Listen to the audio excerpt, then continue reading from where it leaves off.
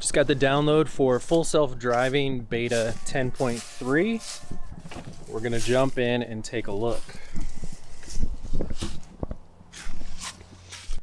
All right, this is Full Self-Driving 10.3.1.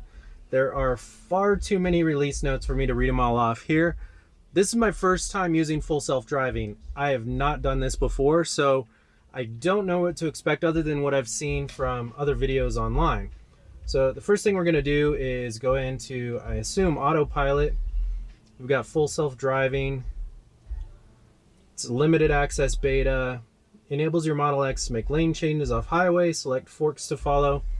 This is the same information that they sent me in the email telling me that I had been selected for the beta.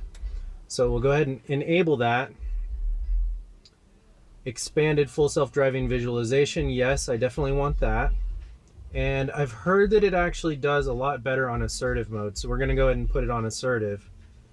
And in theory, we should be pretty well set to go. All right, we're gonna back out manually and then engage autopilot, let it do its thing. We're heading off to some Korean barbecue. We're just gonna see how it does along the way. Now, the first thing I noticed is just how much detail there is in that driver's side display. You can see every single thing going on in the road. You can see cars across the median from you, even when there are trees in between that you can't visually see through. You can see people doing yard work, pedestrians, cyclists, everything. So the level of information coming into the neural net is pretty breathtaking. Now, it does a pretty good job driving. It's pretty natural when it takes off from stoplights, stop signs, comes to stops. When somebody cuts you off or goes around you, it does a really good job there. One of my criticisms is right-hand corners. It tends to hug the inside line a little too much for my taste. I had one situation in a later drive where I'm pretty sure it would have curbed one of my wheels had I not disengaged and taken over. So you've got to stay diligent with this technology. Now up here ahead we had a left-hand turn we were supposed to take, right here coming up.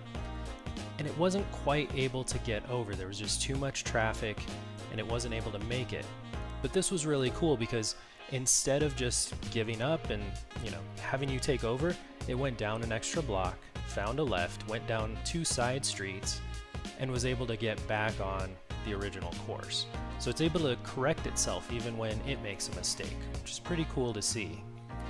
Now, probably the sketchiest part of the trip is coming up here. There's this left-hand turn it needs to take. There's this cutout. There was a car in front of us, and instead of just stopping and waiting behind that car, it jutted back out into traffic.